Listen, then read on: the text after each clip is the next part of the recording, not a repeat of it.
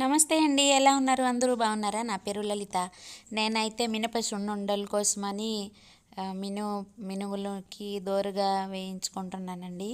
సున్నుండలు అంటే మన ట్రెడిషనల్ స్వీట్ కదా, కానీ కొందరైతే ఇష్టపడట్లేదు ఇప్పుడు ఈ రోజుల్లో.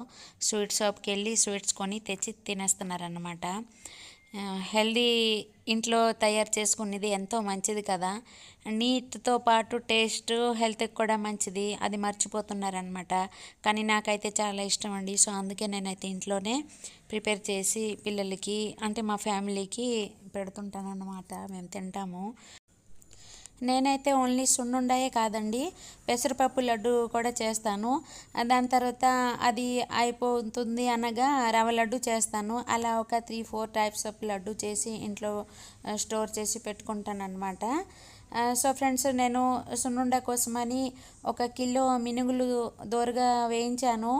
దానికోసం ఒక 100 గ్రాము రైస్ ఫ్రై చేసి వేసానండి, మిల్లు పట్టించాను.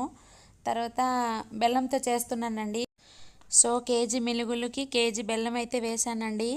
అలాగే సరిపడా నెయ్యి వేసి చక్కగా కలిపేసుకొని ఉండలు అయితే చుట్టేసానండి, లడ్డూల్లాగా. చూస్తున్నారు కదా ఫ్రెండ్స్ వీడియో. మీకు నచ్చిందా? నచ్చితే వీడియోకి మాత్రం ఒక లైక్ ఇవ్వండి. అలాగే ఛానల్కి సబ్స్క్రైబ్ చేసుకోండి, ఓకేనా? మీరు కూడా అంటే కొంచెం టైం తీసుకొని ఇలాంటి హెల్దీ రెసిపీస్ ఇంట్లో చేసి పెట్టండి. ఎప్పుడు స్వీట్ షాపులో స్వీట్స్ తింటే అవ్వదు కదండి, ఇలాంటివి తింటే మన హెల్త్కి మంచిది అని నా చిన్న ఒపీనియన్. మీకు నచ్చితే చేసుకొని తినండి, ఓకేనా? Thank you for watching my video.